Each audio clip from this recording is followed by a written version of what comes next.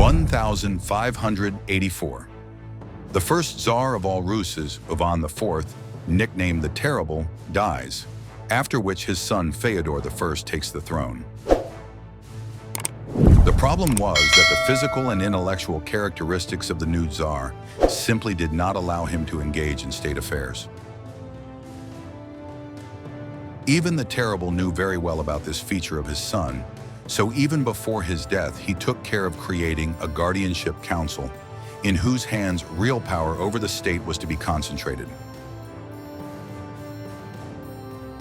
The brother of Fyodor I's wife, Boris Godunov, was also included in this council, but the leading roles in it were occupied by Princes Mstislavsky and Świecki. However, by 1587, the Guardianship Council was almost completely deprived of power, which ended up in the hands of Boris Godunov, largely due to the fact that through his sister, he had enormous influence on Fyodor I. As soon as real power over the Tsardom of Russia was in the hands of Boris Godunov, he began to take active action, which is why the Świecki princes, who were part of the Rurik family and theoretically could lay claim to the throne, fell into disgrace, and Maria Nagaya, the mother of Ivan the Terrible's second surviving son Dmitry, along with her entire family, was removed from Moscow to Uglich. For the sake of fairness, it should be mentioned that Boris Godunov, who actually usurped power, was a fairly talented manager. In 1590, he started a war against the Kingdom of Sweden, which 5 years later ended with the victory of the Russian army and the cities of Karela, Yam, Ivangorod, and Koporia, lost as a result of the Livonian War, returned to the control of the Tsardom of Russia. Thus, the Tsardom of Russia was able to regain access to the Baltic Sea, although it had to sign a not-so-favorable trade agreement with the Kingdom of Sweden. In 1591, the Crimean Tatars, deciding to take advantage of the fact that the main forces of the Russian army were involved in the war against the Swedish kingdom, hastily organized a campaign deep into the territory of the Tsardom of Russia, planning to plunder Moscow. Boris Godunov turned out to be ready for such a turn of events. The Crimean Khan, having reached the outskirts of Moscow, learned that there was a powerful garrison in the city. Therefore, not daring to attack the capital of the Tsardom of Russia, he tried to return to his territory, but the Russian army did not allow him to do this with impunity. During the retreat to its territory, the Crimean army suffered huge losses from the Russian cavalry pursuing it, which seriously undermined the military power of the Crimean Khanate. Under the leadership of Boris Godunov, the Russian kingdom rapidly regained its strength, strengthening its army and building new cities and fortresses. This continued until January 1598, when, after a long illness, Tsar Fyodor I unexpectedly died. And since his brother Dmitry died in the city of Uglich in 1591 under still unclear circumstances, the Tsardom of Russia was left without a legitimate ruler.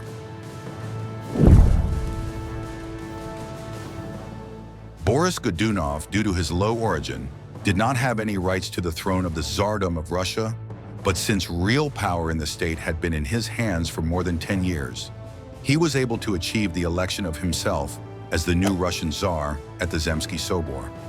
Boris Godunov, having received power over the Tsardom of Russia into his hands, not only did not want to give it up, but also planned to found his own dynasty.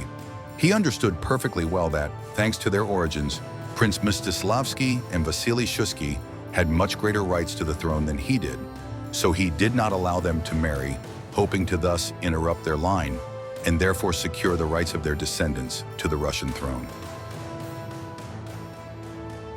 The princes Mstislavsky and Świecki, as well as other representatives of the noble families of the Tsardom of Russia, perfectly understood what exactly Boris Godunov was up to, but they could do nothing to stop him until 1601, when lean years began in the Russian state. At this time, frost did not stop even in summer, and heavy snowfalls began in September. Historians believe that these were the consequences of a volcanic winter caused by a volcanic eruption in Peru. But the population of the Tsardom of Russia, of course, did not know about this, So the rumors that the cause of the disaster was the presence on the throne of a king, not from the Rurik family, spread by the boyars, seemed to them to be pure truth. Very soon it was Boris Godunov, in the eyes of the majority of the population, who became the culprit of the natural disasters that befell the Tsardom of Russia. The famine in the Russian state lasted from 1601 to 1603 and caused a huge number of casualties among the population. A huge number of gangs appeared on the territory of the Tsardom of Russia, which tried to feed themselves by robbery. Around this time, a rumor began to rapidly spread among the population that the son of Ivan the Terrible, Dmitry, was alive, and only after he ascended the throne would disasters in the Tsardom of Russia cease. Natural disasters had a negative impact on the economy of the Russian state, and all attempts made by Boris Godunov to correct the situation were unsuccessful. Against the background of the chaos into which the Tsardom of Russia plunged, a man appeared who declared himself the son of Ivan the Terrible, Dmitry, who did not die in Uglik but was saved from the conspirators. Historians are still arguing about who this man really was. There is a version that Grigory Otrepyev, the son of an impoverished boyar who became a monk and later fled from the Tsardom of Russia, was hiding under the name of Tsarevich Dmitry. There is also a version that the impostor was a Pole specially trained for this role. There is no exact information about the origin of this man. It is only known that he first appeared in 1603, accompanied by Adam Wisniewski, at a reception with the Sandomierz voivode, Jerzy Mniszek. Soon after this, false Dmitry converted to the Catholic faith and married Jerzy Mniszek's daughter, Marina. Already at the beginning of 1604, false Dmitry received an appointment with the Polish king Sigismund III, who happily recognized his rights to the Russian throne and allowed all willing subjects of the Polish-Lithuanian Commonwealth to provide him with all possible assistance. In turn, false Dmitry showed incredible generosity, promising to transfer the speeches of the Polish-Lithuanian Commonwealth to Smolensk and the Seversky lands, and to Jerzy Mniszek Novgorod and Pskov for help in ascending the Russian throne.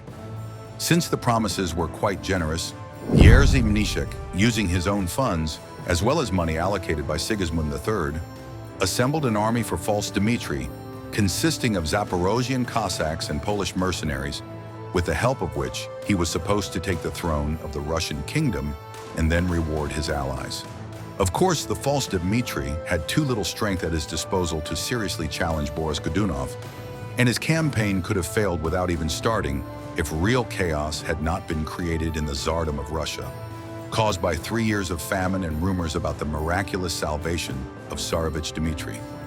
In 1604, having invaded the Tsardom of Russia, the army of false Dmitry was able, practically without encountering resistance from the local garrison, to occupy the small fortress of Morovsk, after which the people of the false Dmitry began to spread the rumor that the miraculously surviving Tsarevich Dmitry was going to Moscow to take the throne of the Tsardom of Russia by right of birth. Since the rumor that the famine was caused by the presence on the throne of a Tsar, not from the Rurik family, was firmly rooted in the heads of the local population, many residents of the southern Russian lands began to gather under the banners of false Dmitry, thanks to which his army grew rapidly. Soon the power of false Dmitry was recognized by the cities of Putivl and Chernigov, and local garrisons became part of his army. In addition, clerk Sudopov voluntarily entered his service along with the treasury, thanks to which false Dmitry had money to pay for the services of Polish mercenaries. Soon, false Dmitry was recognized as a legitimate Tsar by almost all the cities of the Seversk land. Only the garrison of the city of Novgorod-Seversky, numbering no more than 1,500 soldiers, under the command of Governor Nikita Trubetskoy and Pyotr Basmanov, retained the return to Boris Godunov and refused to recognize the power of the impostor.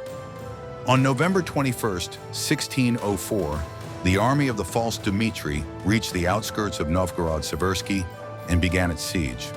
Despite the numerical advantage in the attempts made, the army of false Dmitry could not take the city by storm, so the siege dragged on. Meanwhile, the news that the army of false Dmitri had invaded the territory of the Tsardom of Russia reached Boris Godunov, who, well aware of the danger of the current situation, decided to act immediately. He sent a 20,000-strong army under the command of Fyodor Mstislavsky to meet the impostor, which reached the outskirts of Novgorod-Seversky in the second half of December. Despite the fact that the false Dmitri had only 15,000 soldiers at his disposal on December 31st, counting on the effect of surprise, he decided to attack the Russian army. During the battle, the breakthrough of the Hussar Company to the headquarters of the Russian command was able to disrupt the control of the Russian army, and despite the fact that most of the Hussar Company was killed or captured, the Russian regiments were forced to retreat to the convoy. The army of false Dmitri tried to pursue the enemy, but after a counterattack by the Streltsy, they abandoned this idea. Despite the retreat of the Russian army, the army of the false Dmitri could not take Novgorod-Seversky, but his problems did not end there. Having not received the promised salary, the Polish mercenaries who were in his camp decided to return home after plundering the carts. Only some of the mercenaries succumbed to the persuasion of the Jesuits and remained in the army of false Dmitri. Having lost a significant part of his army, false Dmitri was forced to abandon plans to capture Novgorod-Seversky and, leaving its surroundings, move towards the city of Sevsk. It would seem that the fate of false Dmitri was predetermined, but in Sevsk, a huge number of soldiers from Russian lands joined him, thanks to which the size of his army reached 23,000, which was quite enough to continue the campaign against Moscow. Meanwhile, Prince Vasily Shuisky, along with reinforcements, joined the Russian army that retreated from the outskirts of Novgorod-Seversky, after which the Russian army, which on the orders of the Tsar was led by Vasily Shuisky with a total number of about 28,000 soldiers, advanced towards Sevsk and took up positions near the nearby village of Dobernichi. False Dmitri received information about the movement of the Russian army from the local population, who saw in him the miracle of saving Tsarevich Dmitri from death. Knowing that the enemy had a numerical advantage, false Dmitri decided to take advantage of the effect of surprise to increase his chances of victory. On the night of January 31st, 1605, the army of the false Dmitri, thanks to the peasants who showed him a short road to the outskirts of Dobernichi, unexpectedly found itself in front of the Russian army. Seeing the enemy in front of them, the Russian army began hastily preparing for defense. The archers took up positions in front of the village of Dobernichi. The cavalry of the Russian army was located on the right and left flanks. The vanguard of the Russian army under the command of the Tsar's second cousin, Ivan Godunov, was located in front of the main forces. As for the army of the false Dmitri, he placed his infantry in the center in detachments of Cossacks on the right flank. On the left flank, false Dmitri gathered Hussar companies, as well as local cavalry that had come over to his side, planning to use them as the main attack. In total, false Dmitri had about 23,000 soldiers at his disposal, while under the command of Shuisky, there were no more than 28,000 soldiers. Dividing his cavalry on the left flank into two detachments, false Dmitri sent them to attack the vanguard and right flank of the Russian army. Soon, the attacking cavalry of the false Dmitri, rapidly gaining speed, collided with the Russian vanguard, which was unable to withstand the onslaught of a numerically superior enemy and was quickly crushed. Having put the Russian vanguard to flight, the second column cavalry of the false Dmitri attacked the flank of the right wing of the Russian army, which was fighting in the first column of the cavalry of the false Dmitri. The right flank of the Russian army, which was personally commanded by Prince Shuisky, was attacked from two sides and was forced to retreat, after which the cavalry of the false Dmitri deployed its battle formations to attack the Russian infantry under the command of Prince Mstislavsky. At this time, the Cossacks also launched an attack from the right flank of the false Dmitri's army, but it was met by a counterattack from the left flank of Shuisky's army. Meanwhile, the left flank of the false Dmitri's army was rapidly approaching the Russian infantry, who, having built fortifications from sleighs, we were preparing to repel the enemy's onslaught. The attacking cavalry of the false Dmitri came under a barrage of fire from Russian infantry and artillery, the fire of which turned out to be extremely effective. Having suffered serious losses, the Polish hussars and the impostors' crossbred cavalry fled. Noticing the fleeing hussars, the Cossacks who were fighting the left flank of the Russian army also began to flee, leaving their infantry on the battlefield. The Russian army launched a counter-offensive, and since the infantry of the false Dmitri simply could not escape from the cavalry, it was soon surrounded and defeated. A huge number of the impostors' infantry were captured. False Dmitri, together with the remnants of his army, was able to leave the battlefield and hastily fled to Rylsk, planning to hide behind its walls. For unknown reasons, Shuisky decided not to pursue the enemy, but instead began to reprisal the captured supporters of false Dmitri. All subjects of the Tsardom of Russia who were captured were executed, and foreigners were sent to Moscow.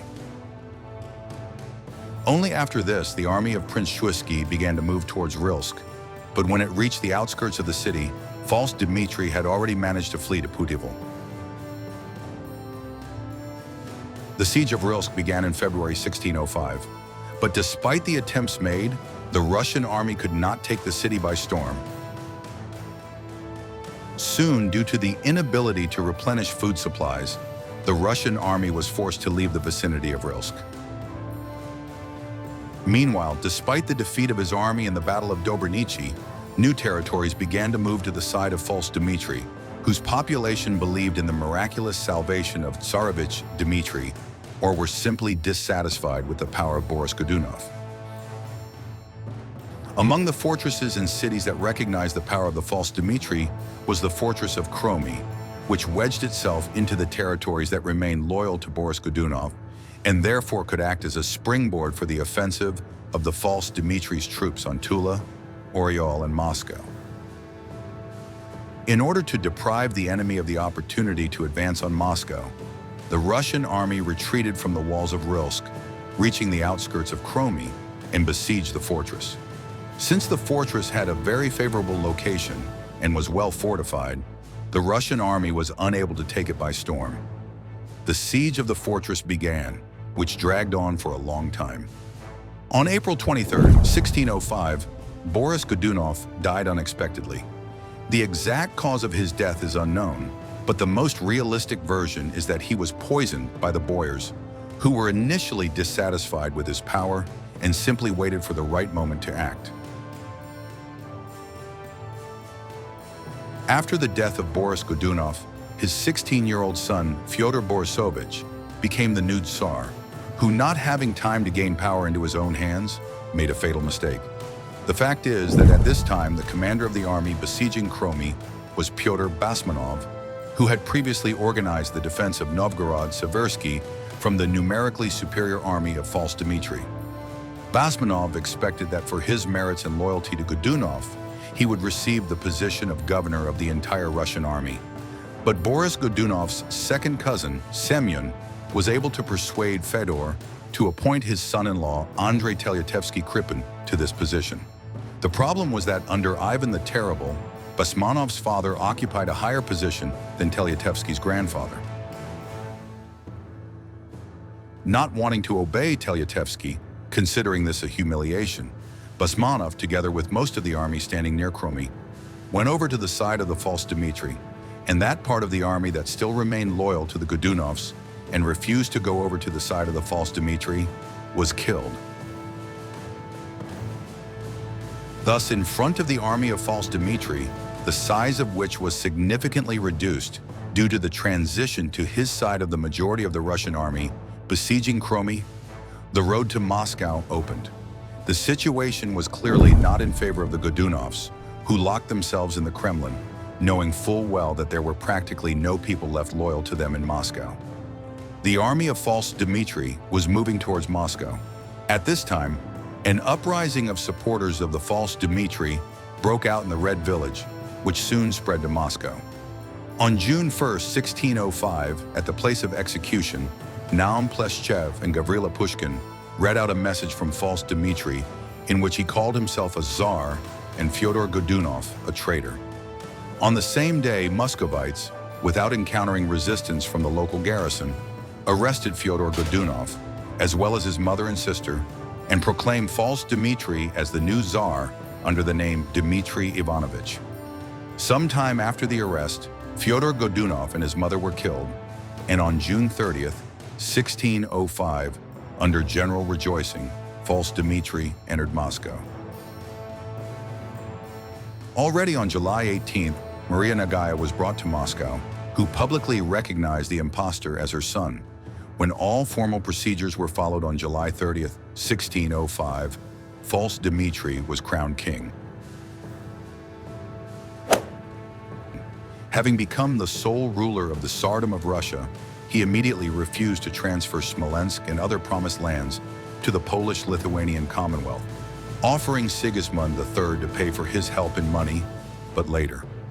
Realizing that his position on the throne was rather precarious, false Dmitri tried with all his might to strengthen his power by creating his own secret office, in which only Poles served, as well as his own personal guard, consisting of foreigners.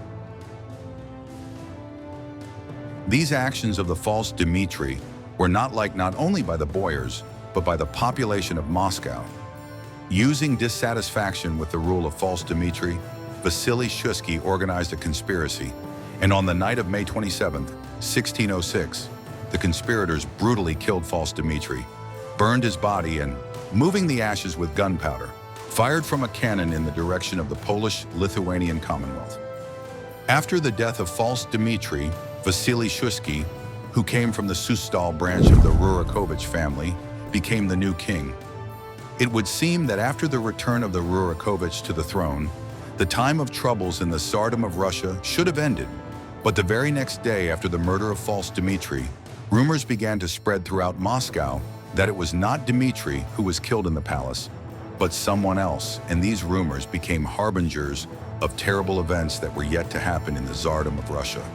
If you like this video, then subscribe to my channel and click on the bell so you don't miss new videos.